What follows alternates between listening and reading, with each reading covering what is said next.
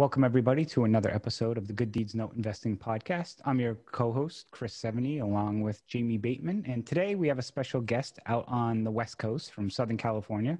We have Flavia Berys, who is an author, an attorney, a real estate broker, a business consultant. And that's just I'll say, peeling the first layer of the onion back off of some of the things she can provide. So, Flavia, how are you today?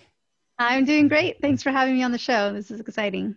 Yes. So I was on her podcast, I don't know, maybe a month or so ago, and it was a really fun and entertaining podcast. And I was like, Flavia, you have to come on our podcast as well. So, from that perspective, so why don't you just briefly just tell us a little bit more about yourself and kind of what your enjoyments are and passion is in real estate? Sure. The list would be shorter if I tell you what I'm not into in real estate, because my dad was a real estate developer. So I think, I don't know if it gets baked into you from birth or just from growing up and sort of hearing all the adventures. My dad would show us blueprints and plans and ideas that they had for some kind of innovative things they were doing. This is all in South America, so not even here in the States. Eventually he did some development in Florida and different places, so I grew up just loving real estate, but didn't really know that would become my career. I at first actually thought I wanted to be in publishing because I'm a writer. I love to write. I was an English major in college, and I just kind of assumed that there were these great jobs out there for writers where I would be a novelist or something of that sort. Well, that's when you're, very idealistic and you're liberal arts, college student at UCLA, which is a very liberal school too. And then once I graduated, I realized I have to find a job. My first job was actually as a copywriter. So I was able to make money from being a writer, but I quickly realized it wasn't enough. I didn't want to just write for other people and put their words into advertisements and things. I wanted to be an entrepreneur and do my own thing and get into business. So I was in publishing for a while. I actually published a local, one of those free magazines that has articles in it, and you can pick up at the grocery store and at the drugstore at the time. And I did that for about 2 years, which taught me a lot. First of all, it taught me that if your expenses are the same as your revenues, it's not really the business for you, no matter how fun it is or how much you're enjoying it. So I quickly realized I need to try some other things, go in different directions, and ended up doing graphic arts for a little while. And then ended up deciding, hey, I'm going to do what my dad always said I should do, which is go to law school. Went to law school, actually really enjoyed being a law student for the academics of it and just all the theory and kind of the philosophical stuff. And I found it pretty fascinating, but I gravitated towards all the real estate stuff, the real estate classes, contracts classes, the agency class I found fascinating. So I think it really was my path from the very beginning. And I ended up doing what I always knew I would do, which is working with developers, being an entrepreneur myself, and being a real estate investor. Mm-hmm. Wow. So from writer to attorney to real estate investor. So what's your favorite type of real estate investment? Do you fix and flip, buy and hold? What's your preference? Or what depends on, I'm sure the weather, but and what's hot, but what do you like to do? That's such a good question, because I often, and you get this too, right? Because you're both in real estate. So you'll have people who are not in real estate say to you, hey, I want to get into real estate. Like, I've heard real estate is the way to build, a family legacy and to build wealth, and that it's a way to diversify. I shouldn't just be in the stock market or just put money in my IRA or 401k. Real estate, what should I do? And right, like, we look at these people and we're like, oh man, like, it's a blank canvas for you. Like, there are so many different ways that you can be involved in real estate, right? You can, I can tell you though, don't you almost wish we could have like a 2-hour webinar where we go through and just educate people who've never heard of any of this stuff? Like, here is what this is, like fix and flip. Like, that's a thing that people do, right? Here's a thing. It's called like buy and hold. What does that really mean? What do people mean when they say that? I mean, it would probably take a good 2 hours to go into all of it. But what I like best probably is single family home rentals, and not Mhm. everyone's a fan. Some people are like, oh no, please, I'd rather, own a duplex or fourplex. But I love just having like that little that square on the checkerboard that is like my land, my property, and like I'm responsible for providing a home for the tenants that live on that land, and for it has a yard and has its own little parcel.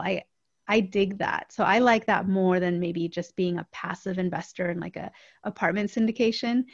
But other people are like, oh no, apartment syndication all the way. I just want to put my money in. I want to get my check every month, and I don't even care what the thing looks like, which is perfectly valid too.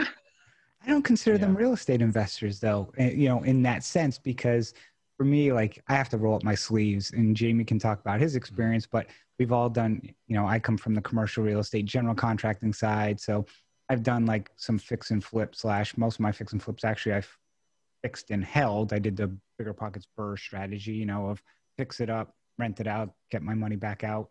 And then, my wife and I, we built our single family house. So we did the new construction thing. I agree. I like single families. And then I kind of stumbled upon notes, and it's like, wow, this is great, because it's really what fits everyone's preference, because it is not a one size fits all based on your lifestyle and what you're good at. And, kids and family and spouses and, you're in San Diego, which is a really hot market, and Jamie and I are in the Washington, D.C. area. So for Jamie and I, if there's, try and get a property that needs rehab, by the time it hits the market, it's already sold before we could even like consider driving out to it. So we have to either look elsewhere or another market. So that's how kind of I think, gravitate. That's how I gravitate. It's Jamie can kind of tell his story though. Yeah. I mean, I agree with everything you guys have said. I love that fact about real estate and note investing, which is just really kind of a niche within real estate investing, is the fact that you can do whatever you want. I mean, it's really so many different options. It's not one size fits all, even within single family or multifamily. There's all these niches within the niches, which I think can lead to issues for people as well, because they get shiny object syndrome and, don't stay focused enough to get good at anything and don't know where to start. But I love the single family space as well. And then I think notes work well with that. Chris and I have done podcasts we did one episode on the top 10 reasons to invest in mortgage notes. And then we did the next one on the top 10 reasons not to invest in mortgage notes, or not to get involved in. Everything has pros and cons. Sure. You got to fit, what works for you and your lifestyle and your goals and that kind of thing. One thing I found interesting with what you said already, Flavia, was just, people talk about, do what you love, and then, you'll love what you do kind of thing. And so follow your passions.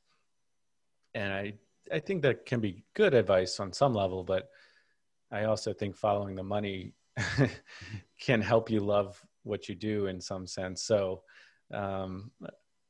just an interesting dynamic there. I wonder if you could touch on that again a little bit. I mean, I'm not saying you're just chasing the money and only the money, but I think if you only follow your hobbies and passion, you might end up hating them. And if you do follow kind of where you can be profitable, I think you can still find something within that niche that you really enjoy, but you're also making money. Would you agree with that? Oh, totally, totally. I think there's like this, it's almost really misleading especially when people tell like young people, like in college or high school, like follow your dreams, follow your passion, it'll all come together, and you'll find a way to make a living from something you're super passionate about, where you wake up in the morning like, I can't wait to go to work. And yeah, that's misleading. Like I wouldn't tell if a 17-year-old came to me and they're like, hey, I'm about to be an adult, and my parents already told me they're kicking me out of the house. Like I have to make a living. What should I do? Here's the 5 things I'm I love playing video games. I love, walking my dog along the beach. Like, yeah, those are passions. Those are the things we truly just do for fun.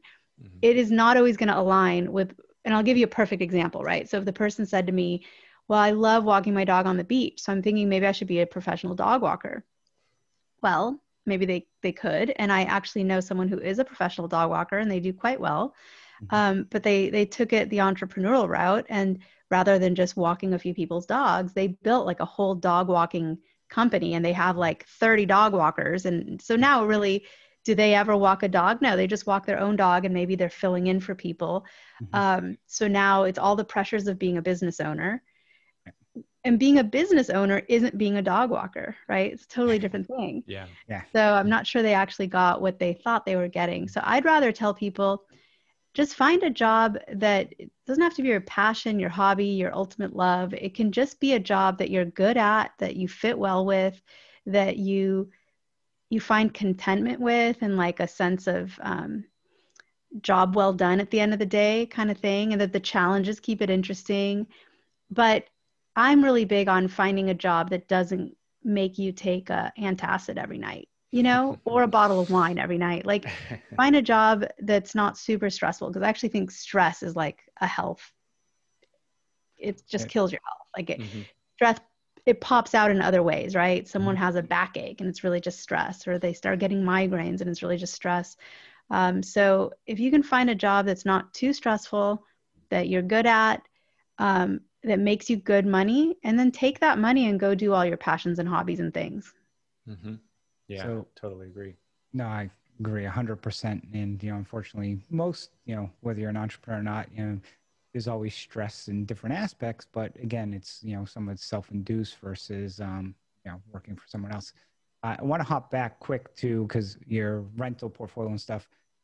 Now in San Diego, in the area you invest with high-end rentals, I'm guessing it's more investing on appreciation than cash flow, or maybe a little bit of cash flow, but I'm guessing the numbers typically probably don't look that great compared to other parts of the country. And we always see that debate of, I'd rather have a rental at cash flow is $500 a month, but at the end of the day, it's got zero appreciation. Then if you bought something, last year, say 2 years ago in San Diego, it's like, okay, great, you're making that $500 a month. Come see me in 7 years and let's see who's doing better at that point in time. That long game and long play. I'm curious kind of your strategy from that perspective. No, absolutely right. Just to give you an example, right? We sold one condo here in San Diego, a small 2-bedroom condo in like a mid-rise building, and that translated into 7 single-family homes in other markets, like without putting an extra dollar in. Well, maybe a few dollars here and there for some loan costs, but it's interesting just the differential in prices, right? And San Diego, I think, is a great market to buy into if either you have a really great plan for Airbnb or some sort of corporate housing, because that's where you can actually do pretty well on rents, and then the rents will cash flow. With the flip side being that the city of San Diego currently, when we're taping this, is they're proposing a lot of different restrictions and regulations on Airbnb that's going to kind of put a damper on that. So, I mean, who knows what'll happen, but if they pass what they're proposing to pass right now, it's going to be a lot harder for an investor to come in and have a portfolio of Airbnbs unless it's in, specifically zoned proper areas. So, but there's a really good play and strategy there. Rental housing near the military bases in general, you're never going to have a vacancy because there's so much like moving in and out, and there's always a need for housing.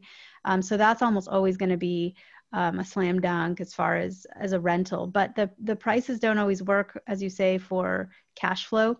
The best bet in San Diego is to at least try to break even on carrying costs versus rents, and then kind of wait for rents to go up, because of course rents go up over time. Rents never come down. Rents didn't even come down during the last recession. They barely dipped. At least here in San Diego, they stayed pretty constant, even when the home values dipped. Are they staying constant right now? I'm just curious, because I'm seeing like even in the DC market, a lot of Class A stuff has, I'll say, taken a big hit because they had a lot of supply come on the market in the last 3 years. So they're about a 7% dip right now, which is pretty substantial when I'd say, average rent is about $2,600. So, I mean, it's probably, close to a $200 a month whack on that. So I was curious with what's going on in San the world Diego. now. San Diego really hasn't, but areas like San Francisco have seen like a 50% drop in rents. And that is really a factor of what we're living through right now, which is, COVID telecommuting and companies allowing people to move to less expensive markets and still keep their job in a city like San Francisco, where housing is extremely expensive. And a lot of those jobs were lost. A lot of companies in the Bay Area had layoffs, but I don't think you're seeing the rents dipping in other, coastal California cities. For the most part, LA, Los Angeles wasn't really dependent on these like tech companies. They do have a small area called, I think, Silicon Beach in Santa Monica. And by the way, Silicon Beach, there is, I believe, Silicon Mountain is kind of the next big tech market, tech area, and that's over in the Reno Valley, just at the base of the lake, the Tahoe Mountain area. So interesting. But in San Diego, another really smart move is fix and flip in San Diego is fantastic. It's just really hard to find something to buy. So you can't be looking on the MLS for those kinds of opportunities. You literally have to knock on the door of a distressed property and see if you can try to get in touch with the owner and just buy it direct from an owner and, hey, your house looks terrible, but we're interested, we'll buy it, that kind of thing. And, but there's a good market for that. And it's pretty good for multifamily, and it's really, really good for house hacking, especially for military who can buy with a VA zero down loan. Yeah. San Diego is fantastic because, you get shipped here. This is where you have to live for 2 or 3 years. It's great that you can buy a 1 to 4 unit. It's harder to find the 3 and 4 units, easier maybe to find a duplex, but zero down, you get in with a VA loan, low interest rates right now. And if you rent out the other units, you can sometimes live, housing cost free. And then at the end of it, you've got a nice rental for yourself. Oh, interesting. Yeah. I've never thought of that with the VA and stuff. It's an interesting theory. So I also wanted to kind of touch base a little bit as well, because, you are kind of a small business lawyer as well, and kind of do, stuff regarding helping entrepreneurs and real estate investors. What are some of the things that you do to assist, these small businesses and entrepreneurs? What are some of the services that you provide? Sure. Well, it's kind of different buckets, right? So you have your real estate investors, and the kind of legal work that they need is a lot of times entity formation and corporate governance, which is sort of the work you do to maintain an LLC or a corporation or an S corp, whatever entity works best for them. And the actual purchase and sale contracts. Just today, I had to draft an indemnity letter. Had to help someone with a settlement agreement, over a dispute about the property that recently changed hands. So there's definitely, and I'm a transactional lawyer, so almost everything I do involves, there's the writing I always thought I would do, right? So it's all like contracts and documents and reading. I'm sure if I wasn't a lawyer, I wouldn't need glasses yet, right? But it's, and then there's also just deals to be made, and then disputes to be mediated. I don't do litigation. So if anything reaches that litigation stage, it gets referred out to a litigator, and then I stay involved, sort of supervising the matter, but letting someone else be the one to duke it out in court. You'll find that most lawyers, tend not to be a generalist, and they tend to focus either on transactional or litigation, but not really as often focusing on both equally. Unless maybe they're in a small market, like a small town lawyer, and they're really like the one shop in town. They probably do it all in that case. So one thing I always hear people complain about, I'm curious your opinion, and again, you're not providing legal advice to anyone out there. She's an attorney, but not your attorney. So I'll start with that. People always complain about like the $800 it is every year, whatever, for the California LLC, and trying to find ways around that. And I kind of, I know, California's the worst. Yeah, part of me chuckles. It's like, okay, if you're going to be, it's $800. Yes, I know, but if you're looking at buying like a few $100,000 property, like $800 is really a drop in the bucket. But I was just curious because I hear people try and do some crazy stuff about like setting something up in Delaware as some type of like, statutory trusts or all these other random things that just seem extremely complex and difficult. I'm just curious if you've been through that, or you just tell people, sorry, you got to suck it up and pay the $800. Sure. It's actually kind of a fascinating question, because California is so unique in this regard. California is its own. So before we get to that, like entity, like jurisdiction selection, there's one other thing. This is like a public service announcement, because in all the Facebook groups lurk in, I see people asking this question, and then I just see like the worst advice from the law offices of Facebook posters. It's like, it's called the law offices of random Facebook commenters, because there's just some terrible advice. And the one that I see a lot is someone will say, I want to transfer my property into an LLC. Can I just pull something off Google and do that myself? So please, folks, if you're thinking of transferring a property you already own into an LLC, please speak to somebody that's super knowledgeable in real estate, whether it's a real estate agent that you trust, or a lawyer would be your best bet if you have someone that you can go to at least get advice and to do it right. I'll tell you that here in California, if you were to do that, there's so many issues. The first is, if the property's financed, you can't do this without the lender being completely in the know and consenting to it, and sometimes even using the documents that they mandate for it. There's also, you can completely mess up title on your home by just doing it incorrectly and filing the paperwork incorrectly, because now there's this like defective deed or quitclaim deed on title that later needs to be figured out. And if the original people that put this document together and signed it and recorded it aren't around anymore, it gets really messy. And I know that because I've helped people try to unravel that mess. And it has to be done very, technically correctly. And if you're not an expert in that, or someone experienced in that, or you don't know which escrow company to use, title company, you can create some messes for yourself. There's also tax implications. In California, if there's a transfer from a human to an LLC, it's a taxable event. Unless you have this magic language in the deed and, the beneficial interest doesn't change, like the ownership doesn't change. So there's all these like little nuances. So you better know what you're doing if you're going to be doing that. Please don't go to Google and pull off a quitclaim deed. Try to fill it out. Not really sure if you did it right. And then run to the county recorder's office, pay your $20 or whatever it is, record it, and then hope for the best or think you're protected. Another thing is, people think if the property is in an LLC, I am no longer able to be sued. And that is just not true. Let's say I own a property and it's in an LLC, but then I'm the one on site taking applications and showing the property to people. Well, and I say to somebody, yeah, I really don't like to rent to people with kids at this showing, right? Mm-hmm. I can be sued. Having title held in an LLC will not stop them from suing me for fair housing violations, right? So it's not always this like perfect shield. But to what you said, yes, I'm not anybody's lawyer here. So if you're considering forming a Delaware LLC, or a big favorite right now is Nevada, Wyoming is always a big favorite.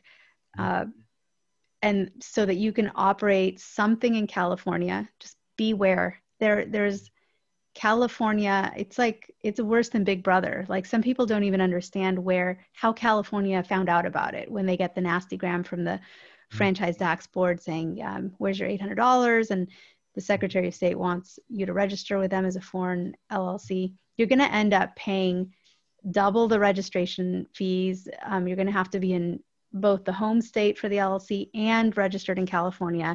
And yes, California will come after their $800, and they are ruthless. And they were impossible to get a hold of. So if you ever make a mistake, you'll stay on hold for 6 hours trying to fix that mistake. Most attorneys I use, like when people talk about, again, entity formation stuff, I used to say, yes, Delaware long ago was great for LLCs because of kind of the laws that were shaped. But they said long ago. Nowadays, pretty much every state is caught up in most instances. And, most attorneys I talk to say there's really not much benefit. And I know people pick like Wyoming, so because your name is hidden, but my attorney's like, that's great that they don't know who you are, but the minute they sue you, you're going to find out who who owns the entity, at some point in time. So, or like, we're in the note business. Like, people set up all these LLCs or all these, these trusts and all this stuff. And I'm like, yeah, but the minute you have to foreclose, you have to sign something that says like you hold the physical note and you're the owner of the note. So eventually you have to sign a name on behalf of the trust. So eventually someone really wants to find out who you are in today's world.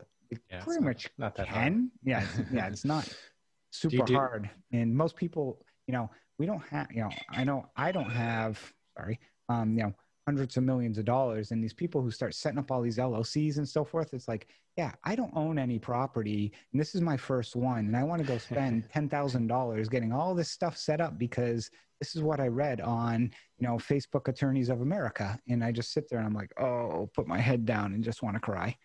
Well, and the other thing is you get advice from people, on Facebook and other places that it's so black and white when they give the advice, it's like, well, you should never use an LLC. You should always use a trust. It's like, well, you don't even know the situation at all. Or set up your LLC because for tax purposes, it's like an LLC is a pass-through entity, and, it goes on your, schedule of your own tax return unless, but people. Yeah, it's so a lot of people say, I need an asset protection lawyer, or what is asset protection law? And here's the thing that's sobering. The law is not designed to be friendly to people trying to hide their assets. Because the law, wants justice and, the right thing to happen. So if somebody owes somebody money legitimately, then there are many mechanisms for how to get that money from that person. And as far as liability protection or asset protection, the law has only really developed like a very few rules about it, right? And so we do actually allow people to have this separation where there's, business debts, but they're not your personal debt because you own the business. And just to not be complicated, let's say, if you own an LLC and the LLC owes somebody money, chances are they can go after the LLC for the money, but it is a lot harder to come after you, the owner of the LLC, for that money. So there are kind of these little gates, and they are somewhat of a shield, but it's almost never going to be this like perfect bulletproof plan. And people are like, please put together a plan for me that makes me completely bulletproof. Like, I just don't want anyone to ever be able to take anything of mine, no matter what happens. And really, the best answer is not in a like LLC, shell LLC with like a series LLC or all these things people are trying to do. That's not the best strategy. And again, this is not legal advice for your particular situation, whoever you might be that's thinking like, oh, I'm going to go do whatever she's about to say. But for the most part, it's an insurance strategy that is something you need to really look at so that you have adequate insurance, rather than just relying on like how you've set up your LLC org chart or scheme to try to insulate yourself. Because again, like Chris, exactly what you said, it's even if your LLC is completely anonymous in the records of Wyoming, the minute that you would get sued because you hit someone with your car, in that lawsuit, they're going to say, you must divulge every single asset you own. Do you own any LLC interests in any other state? And you would be perjuring yourself if you say no. So of course you're going to say yes. So the anonymity helps you when attorneys do like a preliminary search to see if you're worth suing. So, I mean, there is a benefit to all these things that people want to do. There is sometimes a benefit to forming an LLC in Wyoming or in Nevada. But it's not going to be this like bulletproof answer that people think it is. I look at it like kind of like home security, just as a quick analogy. It's like, I used to study this a little bit, but there's no perfect solution to be 100% secure in your home. I mean, there's just not. At the end of the day, a loud barking dog and some good lighting, exterior lighting is good. And obviously this all depends on where you live and that kind of thing. But if somebody wants to break into your home, they can do it. It's like you just want to put up some hurdles and make it more difficult. I mean, does that make sense? Yeah, let's go with that. Let's go with this analogy, okay? Right, let's go with this. So, and by the way, the barking dog thing, there is some sort of alarm, I don't own it, But I remember when I was looking at some security systems, I saw it online, and I think, well, I don't even want to say what it's called because I don't want to accidentally say it wrong or plug the wrong company or something, but it's a barking dog that it's like motion activated barking dog. So if somebody goes near your front door, there will be like from inside your house, like, and it's like a deep throated, like Rottweiler type dog, you know, barking right on the other side of the door. But so you don't actually need a dog. You might just need a dog sound. Right. But let's go with your analogy. So if I say to you, hey, I want like as secure a house as possible, you would never tell me all you need is the most amazing locks on all your doors, and you can ignore cameras, you can ignore lighting, you can ignore a dog, you can ignore signage. Like all you need is really good locks.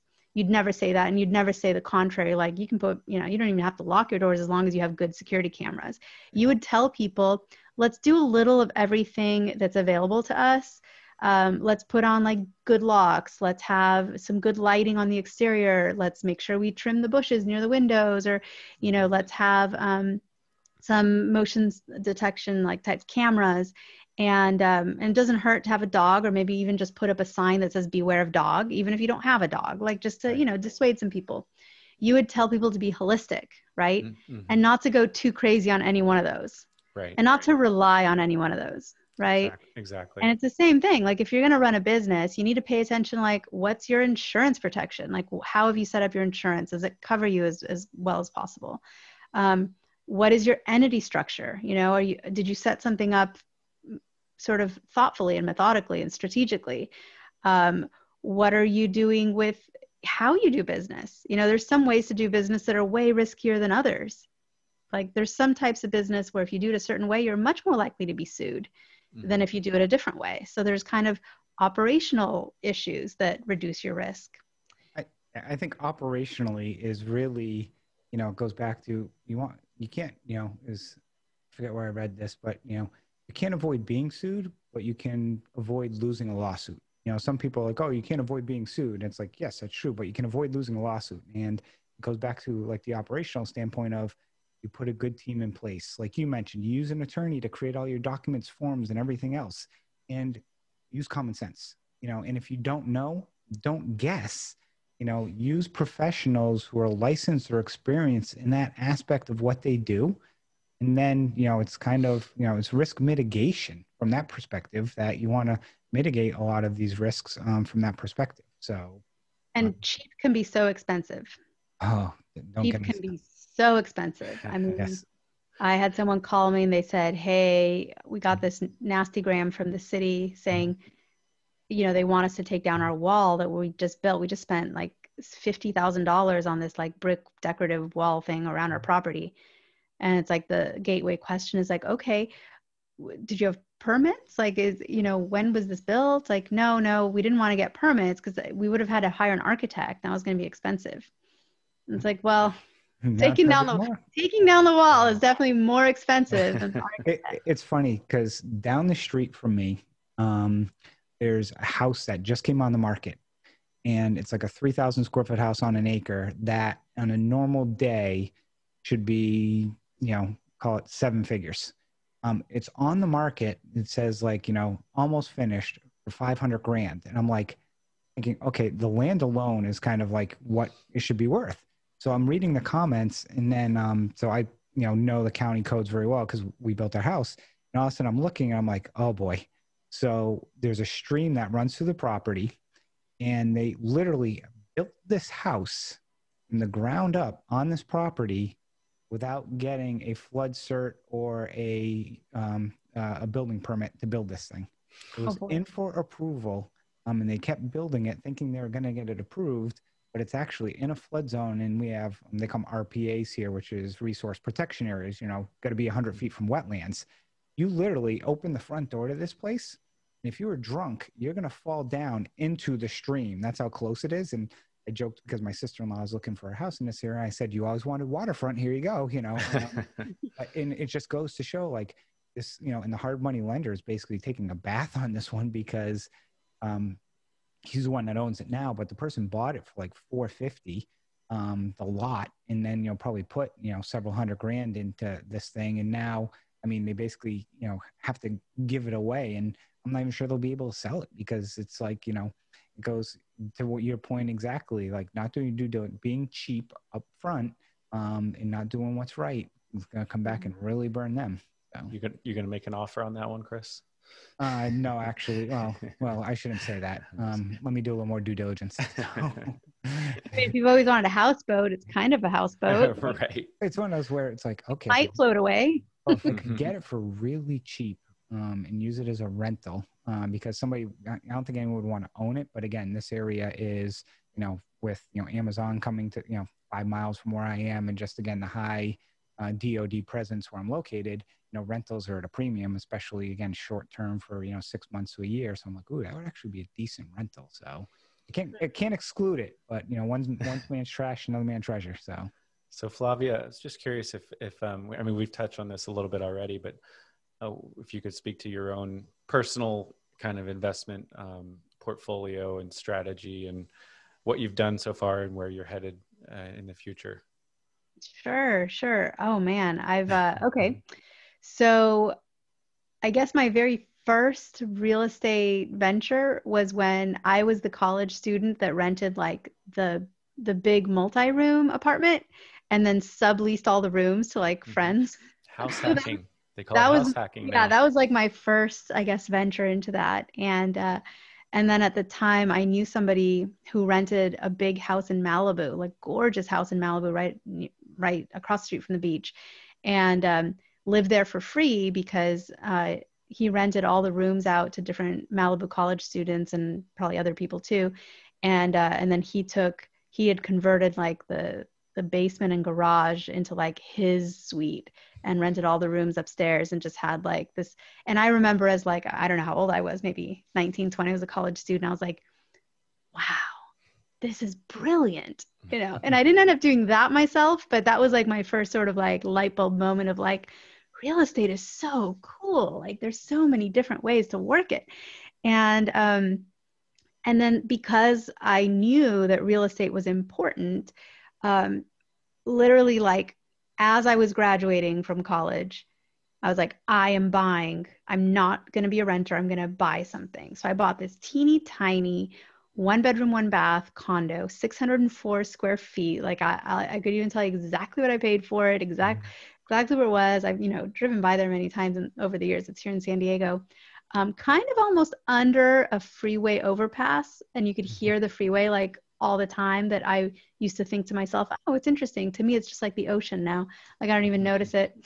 And that was my first little purchase. And from there ended up renting it, moved on to a bigger 2-bedroom place, rented the 1 bedroom. And then that's kind of how you do it, right? You like build your ladder and slowly. And it's kind of funny because it becomes almost exponential in a way. Like you can start small with one property. And then if you play things right, it's not like you just grow slowly. You can sometimes leverage, or, there'll be a big appreciation bump and you'll sell at the right moment, and you can reinvest into like several properties, and you can kind of play markets against each other. So you can sell in one market when it's high and buy in another market that hasn't yet reached its peak, and sort of time things that way. So personally, we've owned a lot of, we started here locally in San Diego, owning some condos, townhouse, just within my family, and then 1031 exchange. And for anyone who's not into that technique or doesn't know what it is, basically it means if you sell one property but you had some profits or some gain and you don't want to pay taxes on it, you can reinvest in a very strict way into other real estate so that you don't have to pay the taxes yet. The taxes get deferred. A lot of people think that the taxes just disappear. They don't. You actually just defer them. But then there's some like long-term strategies you can do with estate planning and stuff. But so we did that, and that leveraged the time that we did all the 1031 exchanges. I think it was like maybe 4 or so properties in San Diego that, exchanged into 14 single family homes like across the country.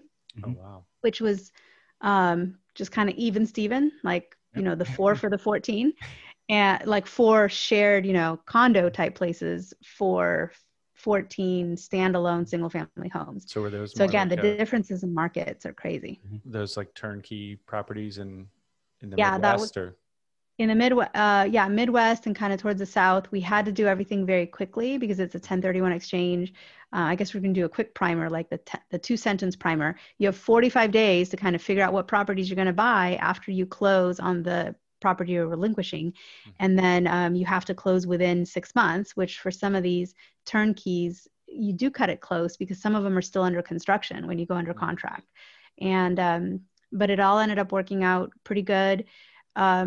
Because we're in so many different markets, I've actually had the experience of being the client of many property management companies, different ones in different markets.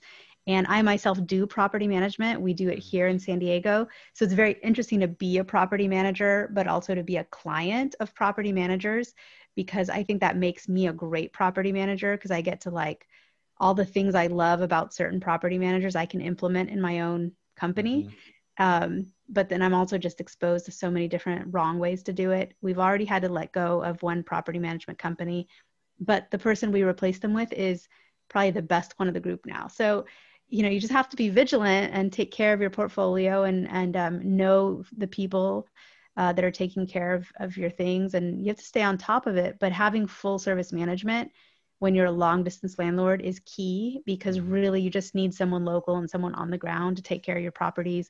When I hear people are trying to do it long distance, I don't really see the benefit in it, financially or stress level wise, or even liability wise. Like, right. I mean, we hear so many stories where you hear like, oh, you know, I hired this contractor, or I hired, you know, this, and all of a sudden it's like, you know, they're sending you pictures of a property that's not even yours, and, you know, they're scamming out of money. I mean, there's so many schemes. I know, Jamie, you know somebody that was caught up in one of those, and it's, you know, from a long distance. I mean, I have some rentals, you know, I have one up in the Pittsburgh area that kind of I got through my note investing, that it was actually more beneficial to keep it. And I actually like the way the house looked, which you shouldn't actually, you know, make decisions based off of, you know, pretty houses or whatnot. Sometimes it's more, you know, business on what it cash flows, which it does, of course, do very well. But it was one of those things where, you know, I would not have kept it. And I've looked at other markets to keep properties, but I can't find a good property manager. And I'm like, if I can't find somebody who, you know, doesn't return a call within a specific time period, or, you know, 2 days, it's like, I want nothing to do with you, because I know that's how you're going to manage my property. And it's going to be more stress. And then try and sell it. It's just, you know, it will be a nightmare. So for me, it's just better off getting rid of it early on. That is a really key piece of buy and hold rental success. I think. I mean, we have my wife and I self-managed for several years, and we did, you know, some rehabs like Chris, the Burr method basically. But, and then about almost 2 years ago, we hired a property manager locally, and for 6 of our 7 Maryland rentals. And I mean, he's great. It's a small company. It's like, you know, 2 or 3 employees total, but manages about 100 properties, I think. And he also does construction. And then now that we have a rental that was a note, and now it's a rental in Florida, and we're actually buying another rental in Florida. I've got another property management company down there, and the 2 property management companies we have could not be more different. I mean, they could be, but they're very different, and I like them both. You know, so it's been interesting for us to see kind of what you're talking about, Flavia, as far as like, you know, I'm not a property manager, but I did self-manage for a while, and I'm now able to kind of compare the two management companies against each other. And, but yeah, I totally agree. It's critical to have that in place, especially from a distance, for sure. I'll give you one crazy example. There was one property that had a turnover. It had just gotten a lot of work the last turnover. So it was very odd that it needed so much work again a year later. And the management company gave us it was like a 5-figure estimate on repairs. And we were just like, that can't be right. We said, can we just get at least 2 other estimates? And I was like, no, this is great. You should just go with this. And it just started to feel very like kickback situation, or something's going on here. And then they got one other estimate that was like triple, almost like making fun of us. I was like, that's impossible. Like that can't even be a real estimate. The first one was out of line, but triple, that's very odd. And then we switched property management companies, and the new property manager got someone to go out, give an estimate, and the estimate was completely reasonable and normal, fixed it up and leased it out. So I don't know if that other property management company was running a scam or what was going on. They were at least being very negligent and just not very good. But so you have to stay on top of it, and you can't just be passive, right? And just like accept like, well, they must be the experts. This must be just how it is. Like you have to be prudent and stay involved, even if you're hands off. Like even if you're not there physically, you still need to keep your finger on the pulse, so to speak, for sure. Yeah, absolutely. So I had, I mean, that's an example of like, I had a property where I think to cut the grass on this property, I think they wanted, I don't know, it was like $3,000 to go cut the grass because, it was a property that was vacant and grass had grown to, it was like a foot tall, but I get the number and it's like, yeah, it's going to be like $3,000. And I'm like, $3,000 to cut the grass. So I call up a local landscaper and it was like $200, and it's just like, yeah, which makes sense, right? Like that is what it costs. And like, even if you're not local, you kind of have an idea of what it is. And it's, and then the longer you do it, the longer you're in real estate in general, or the longer you're a landlord, really kind of like the more because like the more you've seen and the more you've lived through and experienced, and particularly in my case, right, because I do this for other people, so I see it from that side. And then for our local, we didn't sell all of our San Diego rentals. We kept the few in the markets that I thought would continue to appreciate, but when we sold some of them, I thought that we were really topping out in most of San Diego. I was wrong. It continued to go up. No, I mean, you went. Oh, how? As we start to wrap up this episode, two questions we like to ask. One is, you've already given a lot of things. The first is, do you have like a trial tribulation, something over the last like week or two that as a real estate investor, like everyone always hears like the real fun stories and all this stuff, but Jamie and I like to share like something crazy that's happened, or just share something. And again, I know also you're an attorney, so you gotta be careful some of the stuff you can share, but has there been something over the last month or so that you've had to experience that is just like really just exemplifies like, hey, this isn't all wine and cheese and toasting each other and living a lovely life of real estate? Is something like that happened recently? Yeah, yesterday. So it's fresh. That's recent. Yesterday. It is very fresh. So so there's a property that we found. I'm like, I've been looking at it for years. Like, oh, I wish I owned that. I like that one. I think it's underutilized. It's a vacation rental over a retail storefront in a beach town. I was like, I just love that property. Every time I go to that beach and I walk around, I see the little sad, faded vacation rental sign. I'm like, they need to make that sign a little brighter. Like, well, how come they're not sweeping out? Like, that's the worst patio furniture I've ever seen. Like, how can they be doing well with that Airbnb if they're not putting love into it? So I've always wanted that property. And believe it or not, it went on the market like a month ago. And I was like, oh yeah, I mean, I don't know. I think, cause we keep thinking that the market's going to drop next year. Like I don't have a crystal ball. Can't say it will for sure. I have my predictions, and I think next year is going to be a really good time to be an investor. Yeah. So I don't want to buy anything or make any moves this year unless I'm selling something. I'd rather wait until next year and pick up some great deals. Mm-hmm.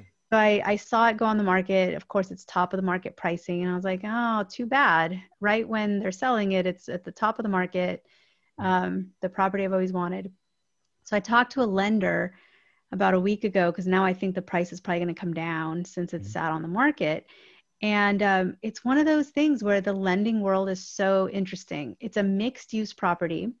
I could have qualified for an SBA loan if I wanted to operate my brokerage or law firm out of the retail space for a while, except that the residential overhangs the retail a little, just enough that the 50% threshold isn't met, because it has to be 50% for the business. Yep, and then the other 50% could be, residential or just some other use. So it would not qualify for an SBA loan, which would have been great because that's, 10, 15% down. So that's a really great. Take a closet on the upper floor and turn it into retail storage. Yeah, well, I mean, there was kind of the argument of like, well, what about if the garage, the one-car garage that belongs to residential is used for commercial storage? Like, but the SBA is government. They're not all about getting creative and like letting you, make arguments. Like it either is or it isn't. Like on the tax roll, it shows how it is, and that's it. The configuration is the configuration.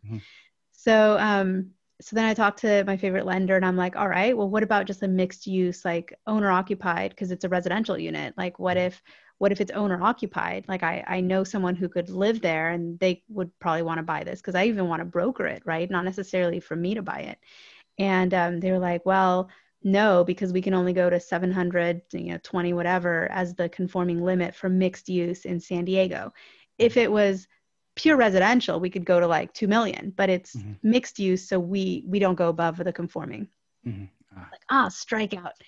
And then looking at the pro forma for the rental performance, the current owner has not done well with the property. So it's not performing that well. And so it wouldn't cover the debt service. So it would be in the red. And so a lender just doing a pure like commercial loan is not going to lend on it because the numbers won't work. That was yesterday. And then this morning, the agent calls me and says, well, we got a cash offer. And I was like, okay, well, I'm out. That stinks.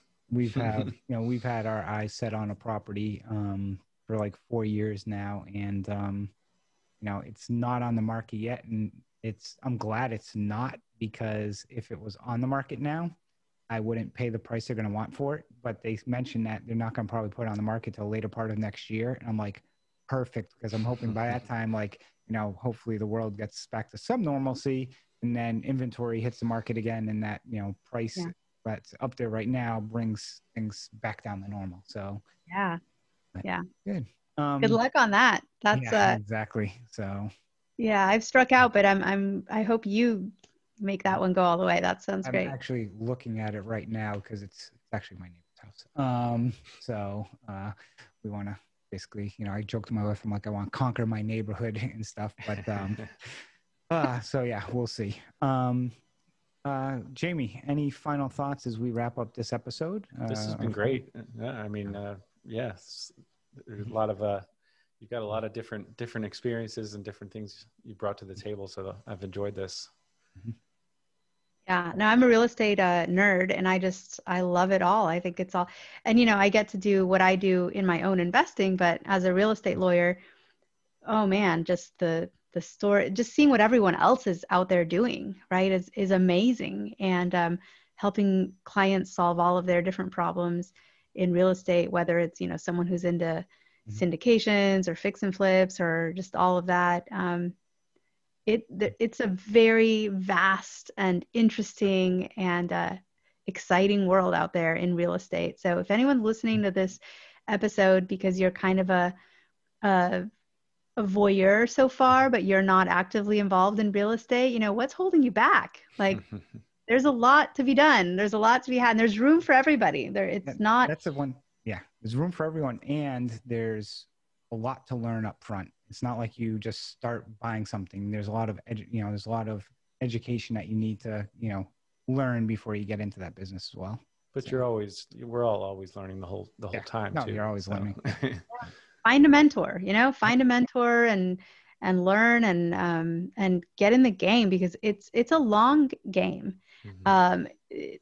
Real estate is not get rich quick. Even the people flipping are generally trying to build kind of a ladder, and they're not going to do as well in their first one as they will later when they've had a few under their belt. And so get in early. Like if someone's 17 and wants to get into real estate, I would do a happy dance, because if you start buying real estate at age 18, you will do great. You will retire. You will secure your retirement. Yeah, that's a really good point. Yep, I agree. Okay. Well, Flavia, thank you very much for joining us on this episode of the Good Deeds Note Investing podcast. And as well, Jamie and I thank you for coming on. And as always, everyone, go out and do some good deeds. Thank you.